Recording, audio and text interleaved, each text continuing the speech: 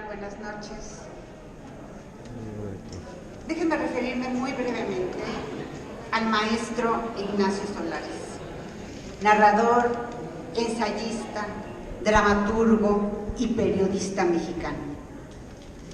Estudió en la Facultad de Filosofía y Letras de la Universidad Nacional Autónoma de México. 38, 39 años de profesor en la facultad. 36. Coordinador de difusión cultural, director de literatura, teatro, danza y director además de la revista de la Universidad de México. Director del suplemento de Cultura en México de la revista Siempre. Jefe de redacción de la revista Plural, bajo la dirección además de Octavio Paz. Director de la revista de la Universidad Nacional Autónoma de México y colaborador en Diorama de la Cultura Hoy. La cultura en México, Quimera, entre muchos otros. Sin duda, uno de los grandes nombres de la literatura de este país. Premio Magda Donato 1989, Premio Literario Internacional Diana, por la Noche de Los Ángeles, Premio Julio Bracho, Premio Nacional de Periodismo 95 por Tríptico, Premio José Fuentes Mares, Premio Javier Villorrutia por El Sitio, Premio Sergio Magaña, Premio Mazatlán de Literatura, Premio Nacional de Alas de Plata. ¿Seguimos?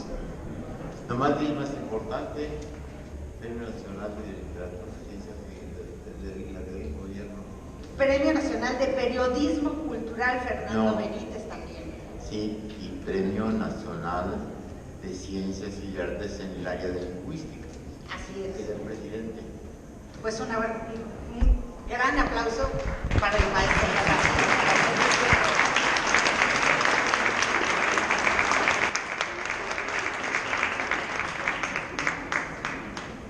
Lo más interesante es escuchar a Ignacio Solares hablando del juramento.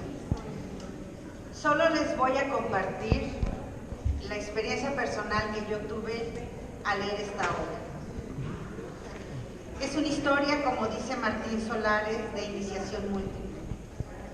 Pero sobre todo, ¿saben qué? Es una historia que nos recuerda lo que somos en San Luis.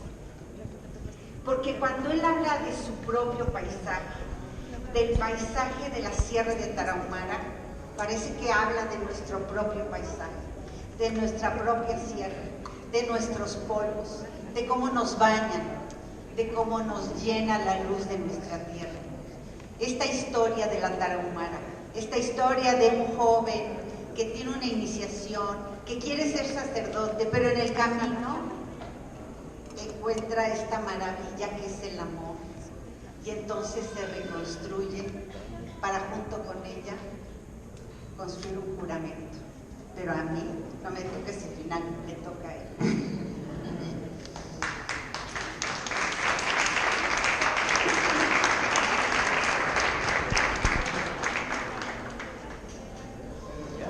¿Ya?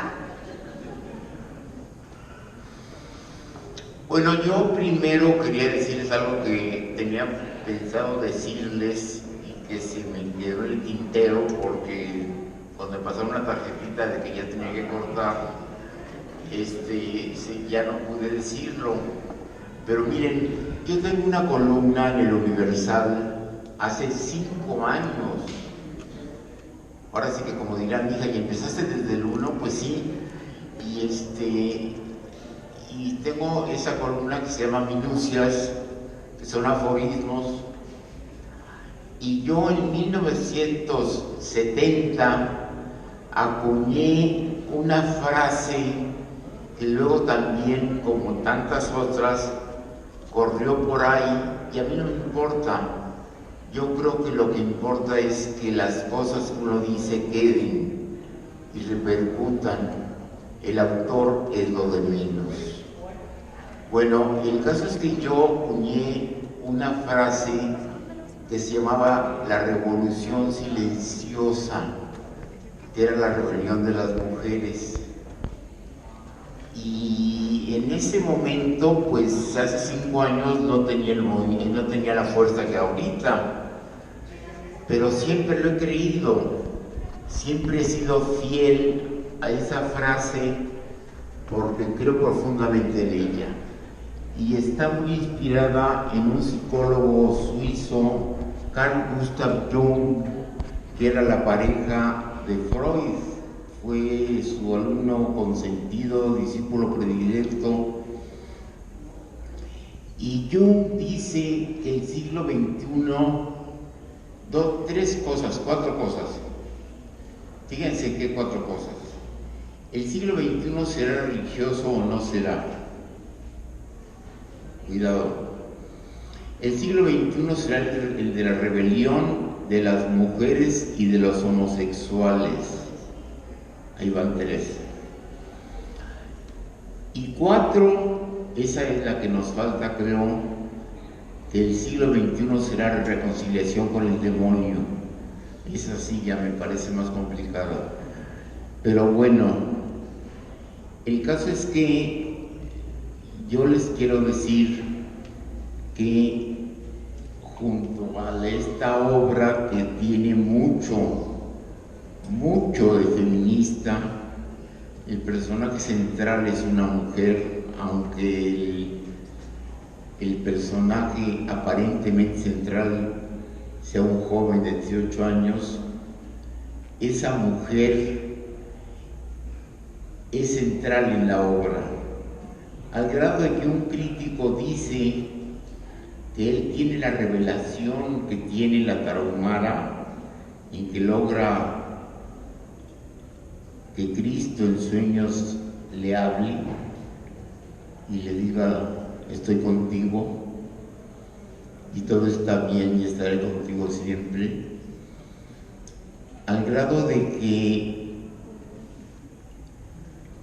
él regresa con su pareja a su departamento,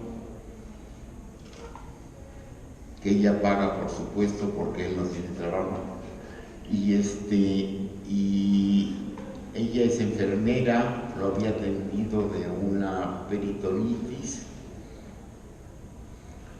y él se sale de una familia tradicional, cerrada, hermética, y entonces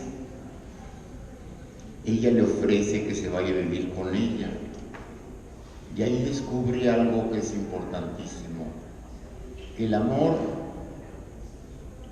es tan sagrado como la figura de Cristo. El amor es como un amanecer en la Tarahumara,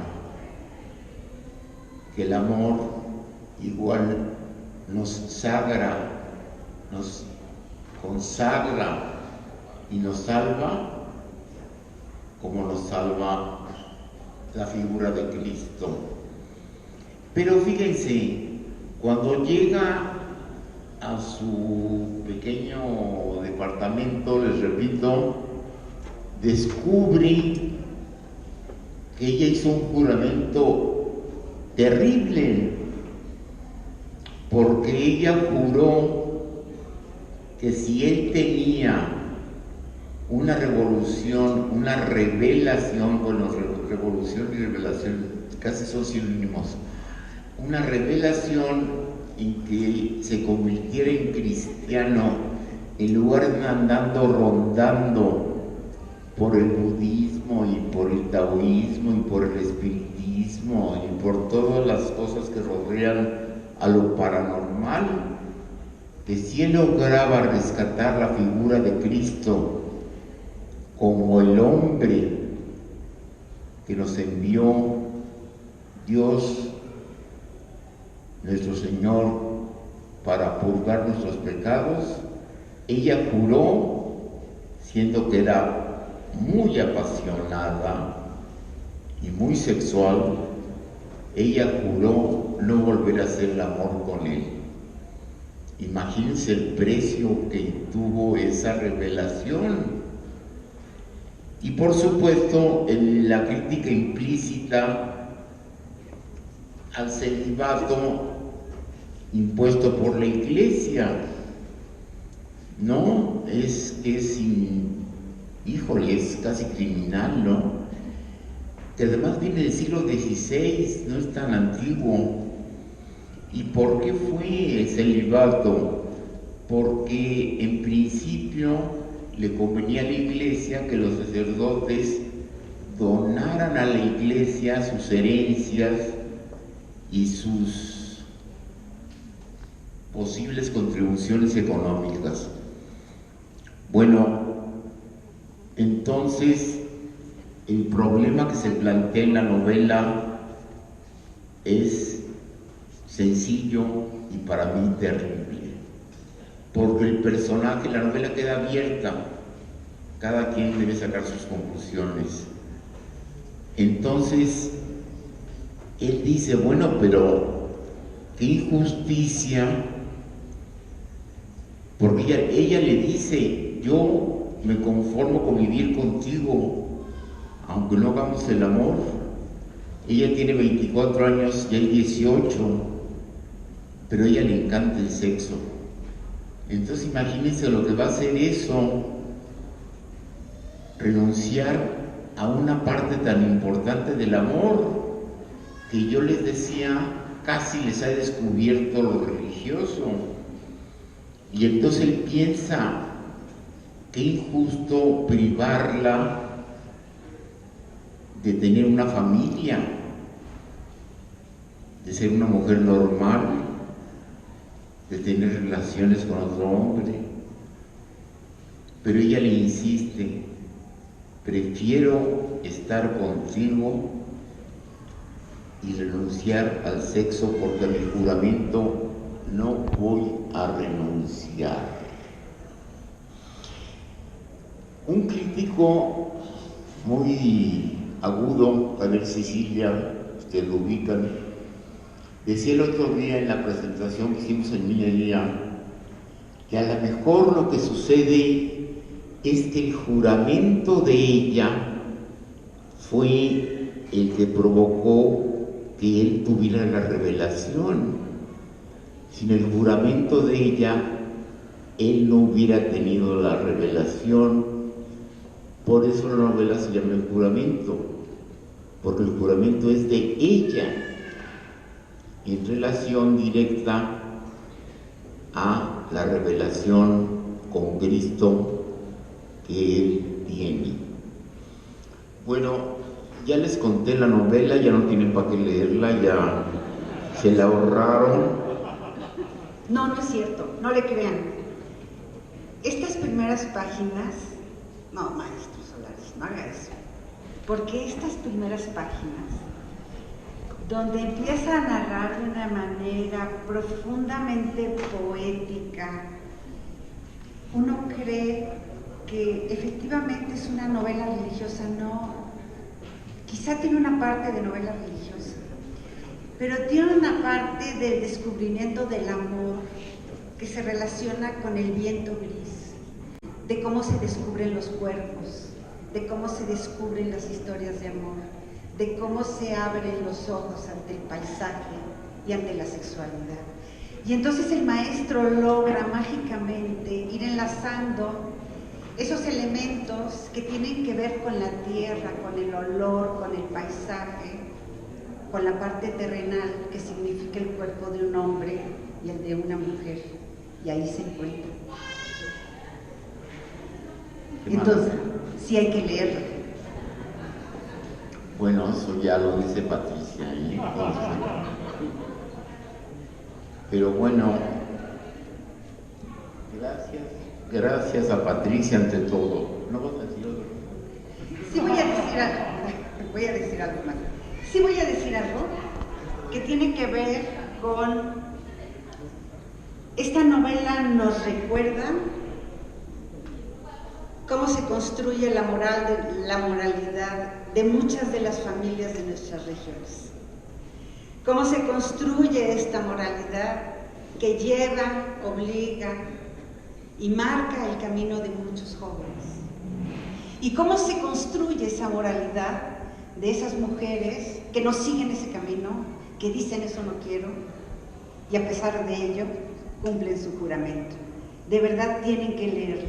Se van a encontrar con una novela profundamente poética, profundamente amorosa y profundamente sentida cuando recuerden sus historias de amor y cómo no pudieron lograrlas.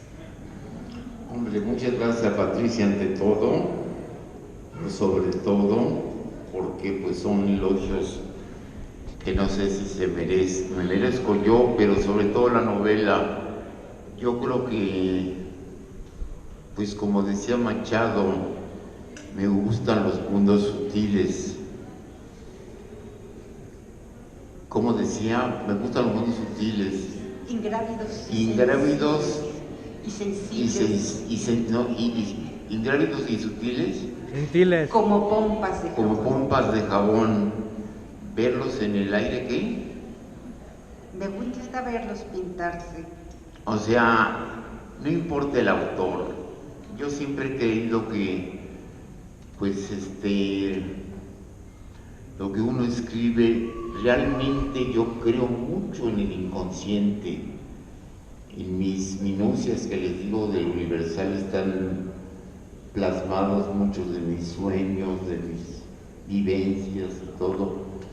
Y creo mucho en el inconsciente y me gusta pensar, no sé si es cierto, que los temas, la literatura, va del inconsciente al papel, pasando lo menos posible por el consciente.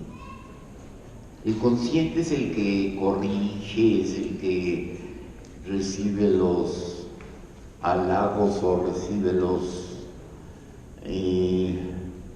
las críticas, etcétera, pero lo fundamental es que algo de lo que escribe el poeta, me atrevo a decir que es mi libro más poético, algo viene de otro lado. Y ese otro lado para mí es importante, porque pues finalmente, ¿qué somos, no? Sino seres pasajeros y todos somos uno y uno somos todos.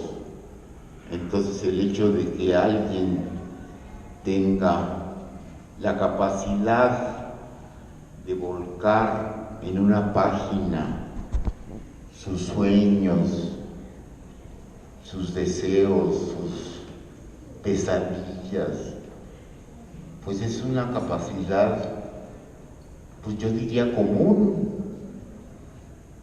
pero bueno, se dio porque se me dio desde que tengo uso de razón. A los 24 años, 24, nomás imagínense, era yo jefe de redacción de Octavio Paz. No volvería a aceptar ese trabajo nunca en mi vida, fue una pesadilla. Pero bueno, me enseñó muchísimo.